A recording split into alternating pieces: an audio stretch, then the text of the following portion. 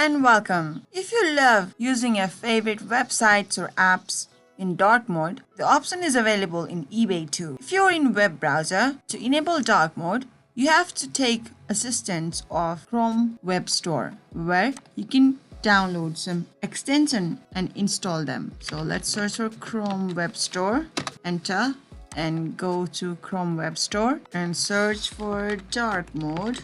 Press enter.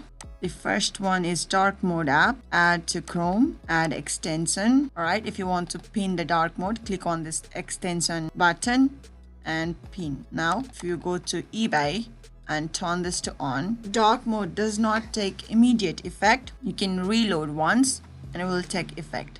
Now, if you turn back to off, we'll have light mode. Similarly, if you want to enable dark mode for your mobile app, once you have your eBay homepage, you can go to my eBay at the bottom section and there is settings. Alright, if you click on settings, you will have a page like this one, and in general there is theme option. Once you click on it, you will have a pop-up similar to this one. If you want to enable dark mode always, just select this dark and your app will run on dark mode. Now you know how to enable dark mode in eBay. Thank you for watching.